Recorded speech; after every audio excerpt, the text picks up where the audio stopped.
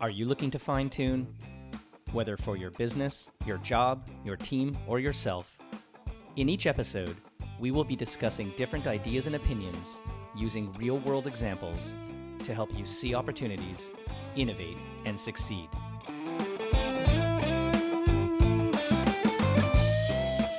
Hi, it's Corby Fine, and welcome to Fine Tune.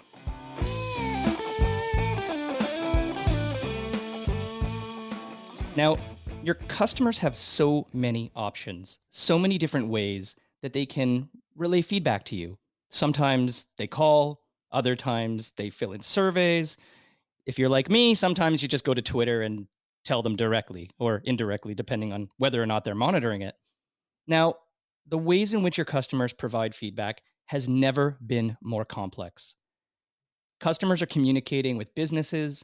They're providing unparalleled insights to inform their brands, their organizations, the companies that they deal with, all kinds of information.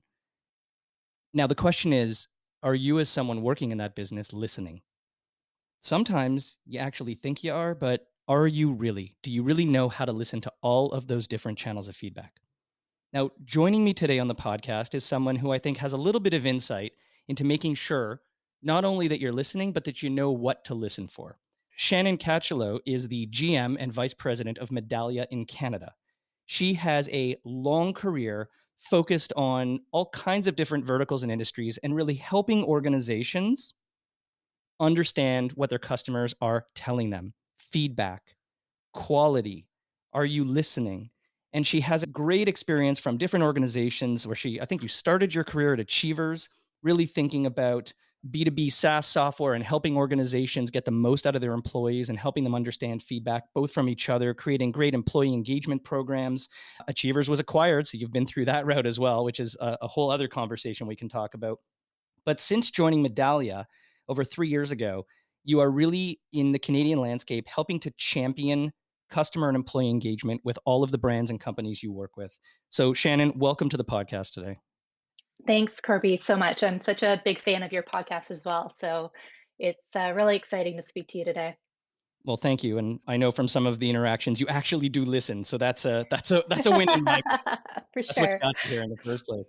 So why don't you talk a little bit about Medallia and how you landed there? What is it that Medallia does? I'm not sure everybody's aware. Yeah, absolutely.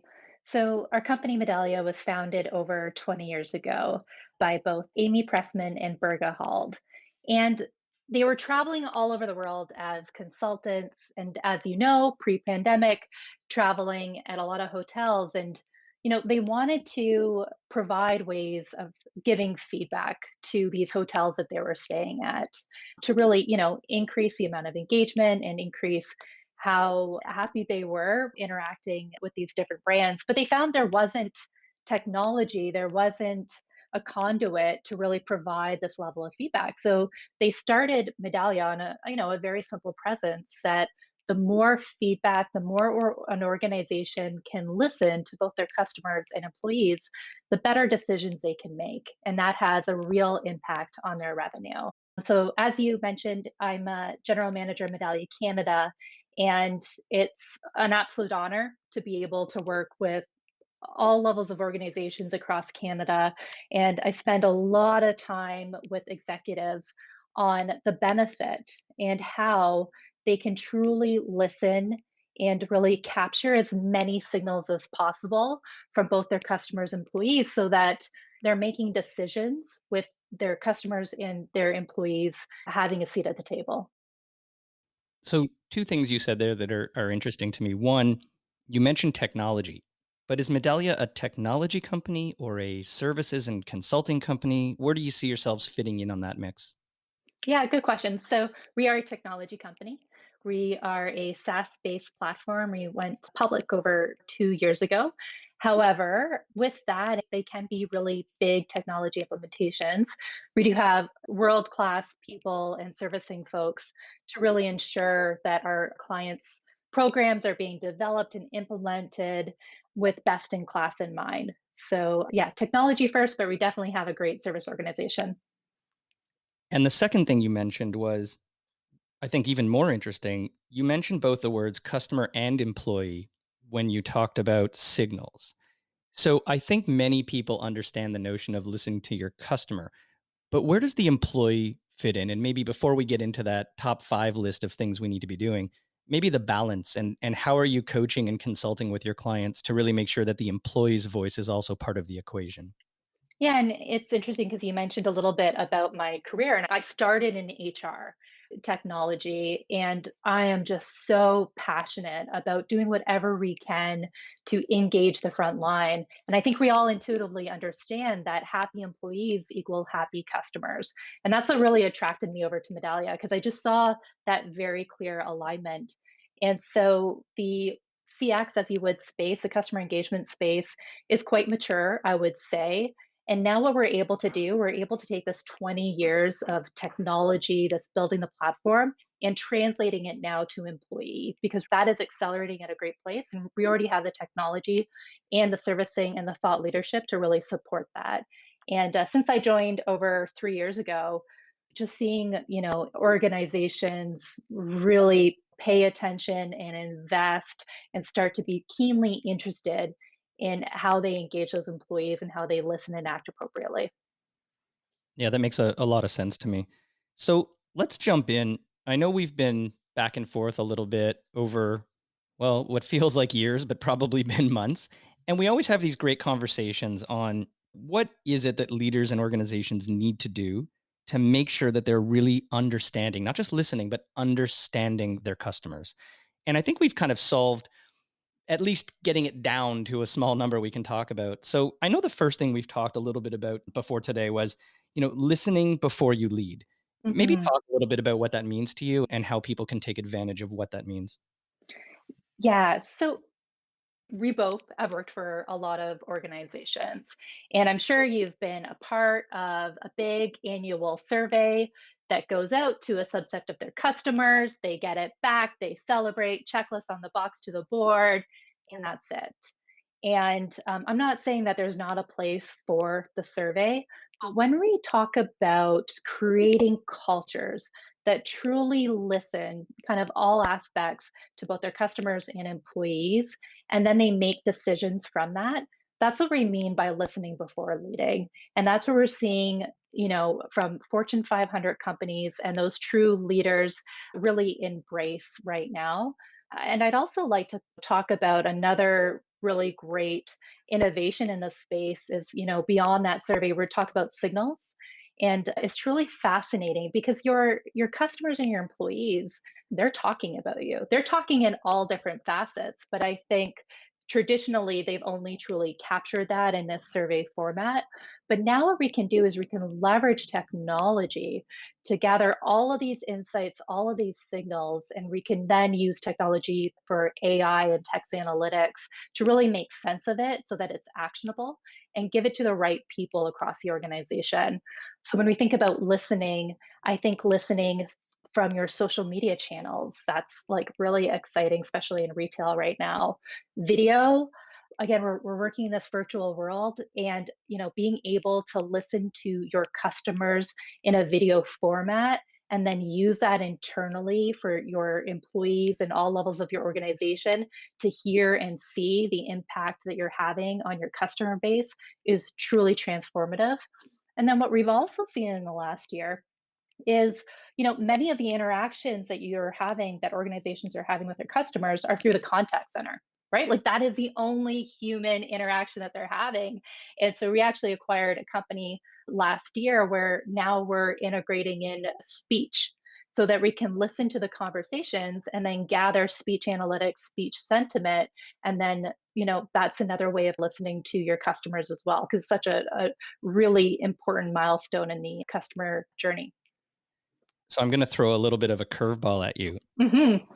So through all of the different implementations and engagements that you've had with your clients and you think about this multitude of signals that we keep talking about, is there any signal or data set that's really shocked one of your clients as like, wow, I didn't even know I should be listening to that, or I wish I'd been listening to that or monitoring that sooner because it gave me such insight.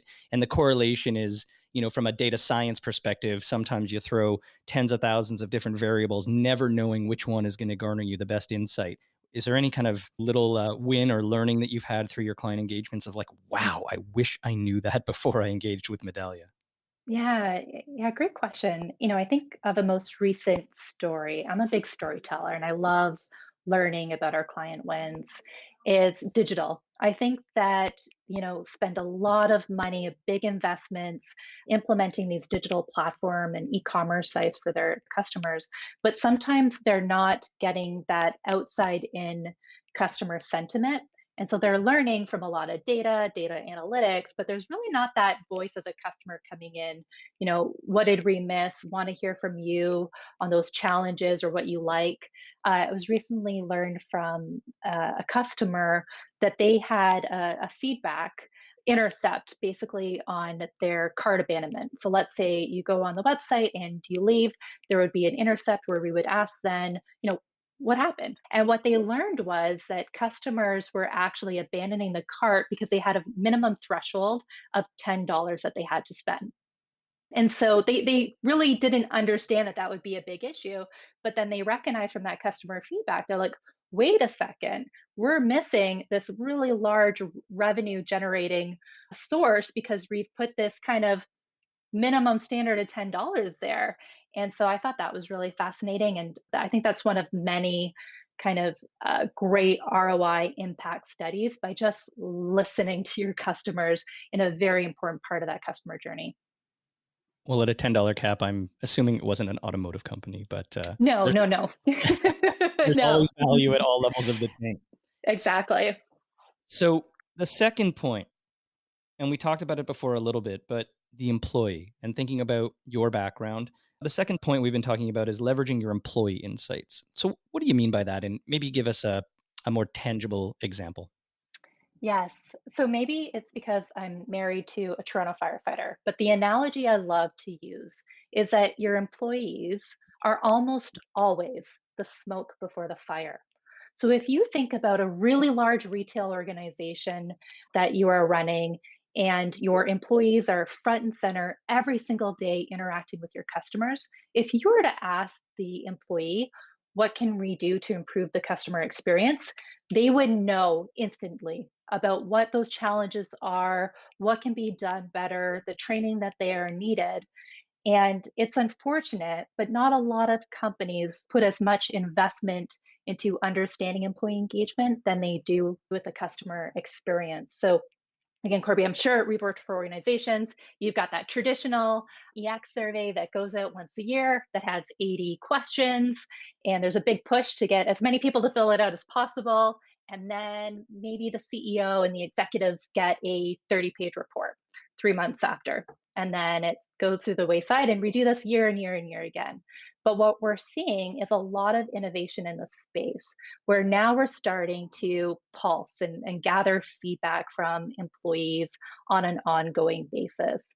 And we're doing that again, we're using the same signals for the customers that we are through employee. So we're using digital feedback so that if you're on Slack, you can get a notification. Hey, Shannon, you're working from home. It's been 6 weeks. Like, how are you doing? And you can provide that feedback where it makes sense. So I think it's good to get that employee feedback by video. I think, given your home situation, you hope that it's not like, oh my God, there's a fire, and it's actually something a little less detrimental to one's house and livelihood. But I do like that idea. And, I personally have lived the experience of, to your point, the big survey, the 30-page deck, you take, the three or four top elements of feedback, and you ultimately decide to pick those couple of things to work on. And then 12 months later, it's like rinse and repeat. So I do think the notion of a more consistently always on iterative employee feedback mechanism is really something that I know I personally would actually benefit from as well in my own career. So why don't you talk about the third topic that we've got on our list today? Yeah, this is an interesting one. I'm not sure it's talked about as much as it should be. But the third one is around kind of checking your ego at the door. I think individually, everybody finds it hard to get feedback about yourself, especially when it's negative feedback. And I think that holds true for organizations as well. There's an amazing recent Harvard Business Review article by Adam Bryant and Kevin Shar, and the title is "Are You Really Listening?" And they talk about how leaders and executives, they're often trapped in these like bubbles and hard facts and, feedback, hard negative feedback from their customers generally aren't, or they don't have the processes to get up to them. Or if they do, there's like context and spins to them. But so leaders, really have to embrace feedback in all forms. It has to be part of their daily routines where they're constantly looking for feedback. And they have to also create permission and create these cultures where feedback is really embedded within the fabric of their organization. So it's tough. I've spoken to a lot of organizations and we talk about their nirvana of capturing signals from all their customers and employees in their different areas and really democratizing it across the organization. And that's all well and good, but some people, kind of hesitate and wait a second. We can't actually give this feedback to our executive team. Like we can't do that. And I'm always kind of surprised by it. These individuals, that's their organization, they own it. Like why not, right? Why not really lift the curtains on everything that is going on because they're in a position to make a real difference if they have access to that level of data. Yeah, in some regards, it's almost like many people are afraid to have the tough conversation. And Mhm. this is somewhat a tough conversation, but it's almost the opposite. It's almost being more vulnerable and open. So, Absolutely. yeah, it's Yeah. an interesting phenomenon. I don't know if that level of output might come from what, you guys do in terms of working with your clients. Do you get that granular? I mean, do you get to the point of taking the feedback from both the customer and the employee and really getting it down to sort of granular insights? Or do you guys sort of say, hey, client, here is the data set and here's some areas to go look at, but good luck. Where do you fit into that equation?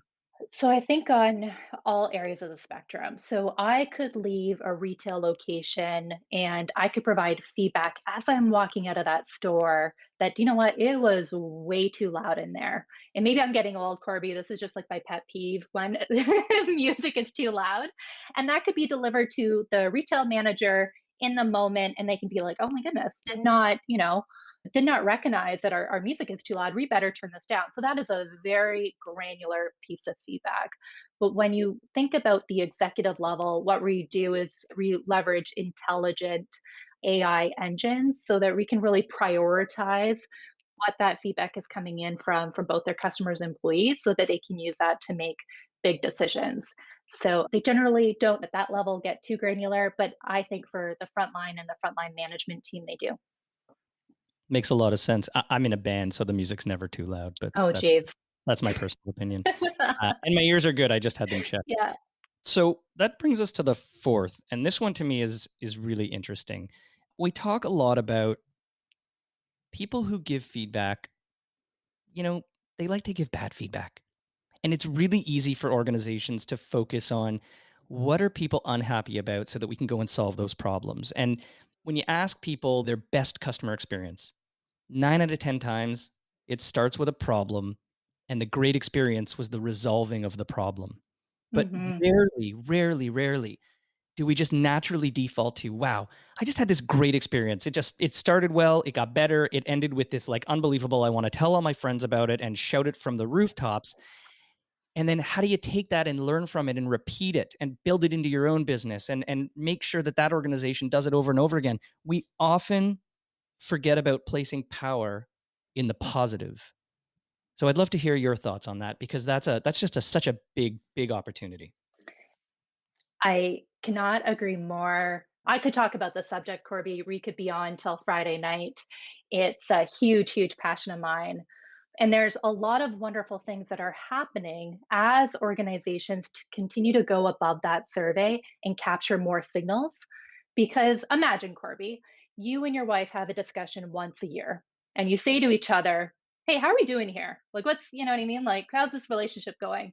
Probably not going to be that positive. You're probably going to take that opportunity to outline not so great things to your partner. But what happens if you start to open up those communication channels on an ongoing basis? You start to hear a lot of great things happening.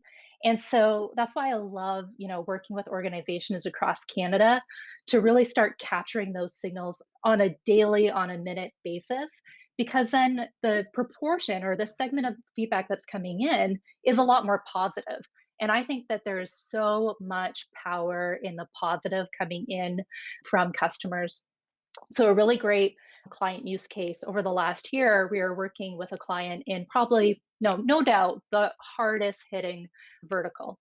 And what they saw is actually an increase in positive feedback from their customers. And again, we're Canadian, and I think we saw that kind of across our client base. But what they did was is they used all that positive feedback coming in from their customers to keep this north star for their employees. Their employees were, going into dangerous situations, and they said, let's cut out the noise. Let's remember why we show up day in and day out. And they would leverage that feedback as a communication tool.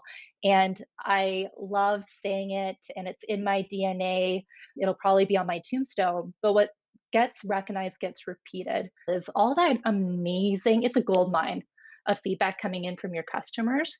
Like, how can you make that as public as possible? Using it in town halls, using it in commercials, using it in all areas, because you want to remind employees and executives and your partners about the impact that they're having on their customer lives.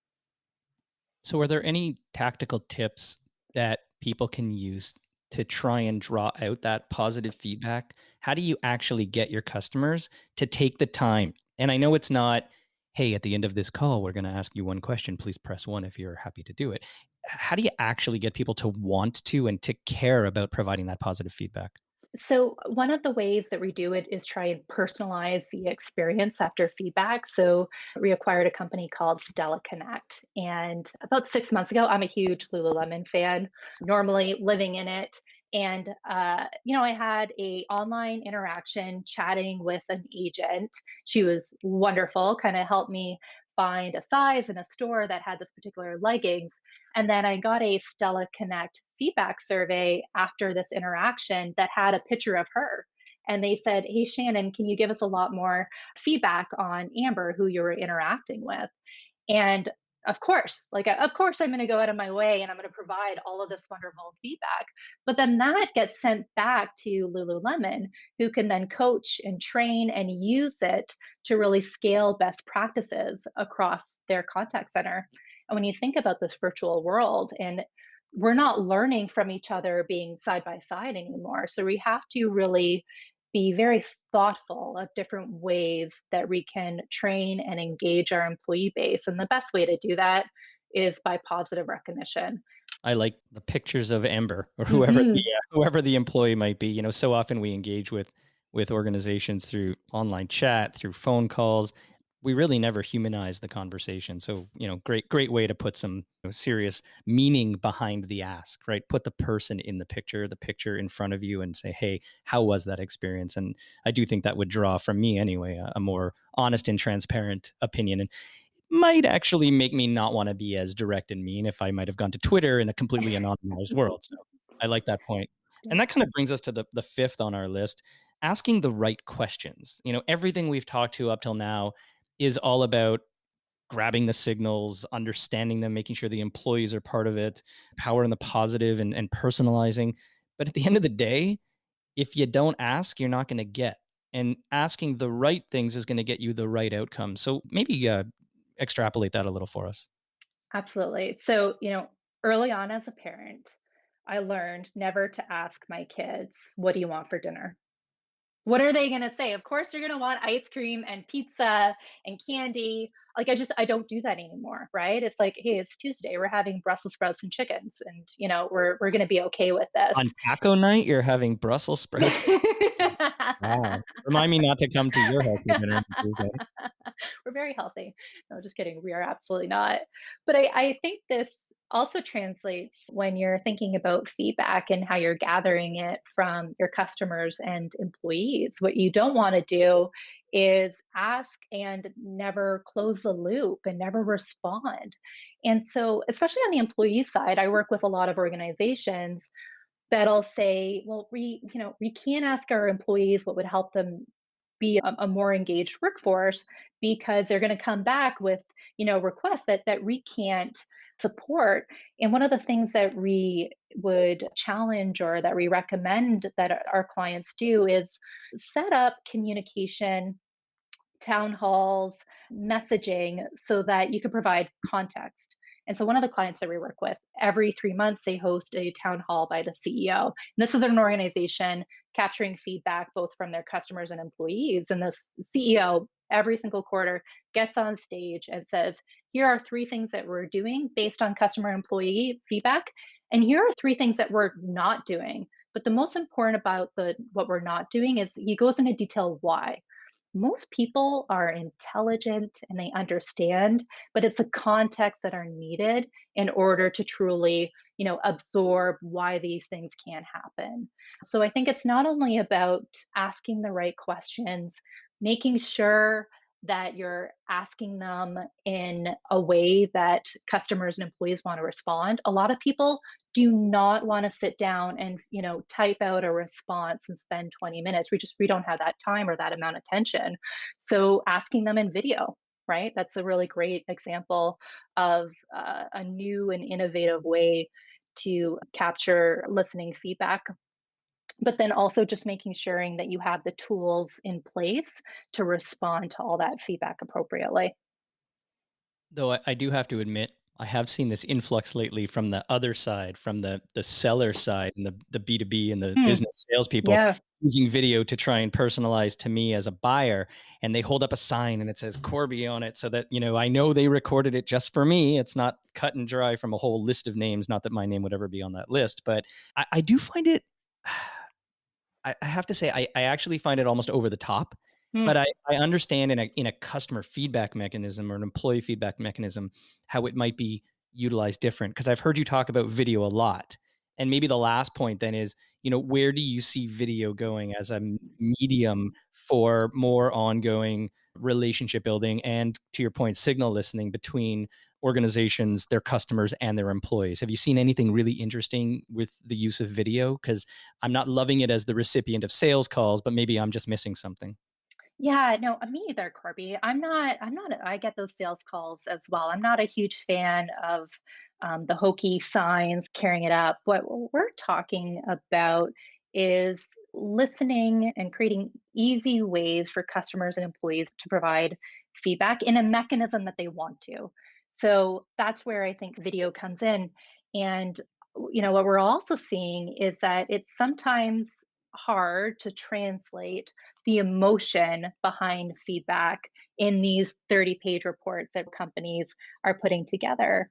But the clients that we're working with, they're actually capturing video feedback and they're putting like together video reels that then they can use at their board meetings. They can use it in investor presentations, but they can also use it again. I'm going to go back to recognition and really showcasing the impact that the employees have on customers. And they're showcasing these video reels throughout an organization. And again, I think one of the things that is going to be top of mind in 2021 is we've made incredible advances in our digital transformation working virtually. But I do think there's a need to get back to like being human. And I think that video in all different form really humanizes the experience. I can't imagine if we didn't have Zoom and you and I, let's just say over the last year, we could just chat with each other. So why wouldn't we take video, which we know reworks well, and then translate that into other realms of our organization, such as capturing feedback. Talking about video on a podcast. You're The irony. right. You're right. But it's still powerful, but so is this long form speaking as well. And I just don't think that can happen. It's a great on a one to many, but generally can't happen on a one to one basis in a large organization. Fully aligned. So, Mhm. Again, Shannon Katschilo, GM of Medallia Canada. We have a great list. I'm going to recap it for everyone. 5 things that leaders and businesses in general need to do to really understand their customers. One, we talked about listening before you lead, trying to move away from the one-off annual survey and really make it more of an ongoing experience.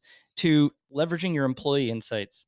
Often when we're thinking about feedback from customers, we forget the fact that they're dealing with our employees on a day-to-day basis, and we need to make sure that all of those signals are brought into the mix. 3, pulse check your ego. Self-explanatory, but often we also need to make sure that we're having what we might perceive of as the tough conversation, really about making sure that we're doing the right things, listening to the right things, and solving problems for our employees and our customers and not being afraid of it. And you also put it in a really great way, which was being transparent and maybe being more open with your employee base to bring them into the fold and get the most out of that relationship with your customer. 4, placing power in the positive. Turn the 90-10 ratio of bad feedback and good feedback into a 90-10 of good to bad, right? What are the things we can do as an organization to stimulate the positive, to get people to want to talk? And I love the Amber personalization. I'm not buying many Lululemon tights these days or Well, you leggings, should. but I have some shorts. I have other leggings for running and biking, but I think that's a really great example. I have to be honest, I haven't seen that anywhere else. And I think that's a great one to learn from. And then finally, just make sure you're actually asking the right questions. I've said in other podcasts, my grandmother always says, you don't get if you don't ask. And I think what you've added to that is you don't get what you want if you don't ask the right questions. And so with Got it. that, I really appreciate you being with me today. And thank you for spending the time and look forward to connecting again soon. Thank you so much, Kirby. Take care. Take care. You've been listening to Fine Tune. If you haven't done so already, please subscribe to the show wherever you get your podcasts. You can connect with me on Twitter @CFine, through LinkedIn @CorbyFine, or visit my website, corbyfine.com.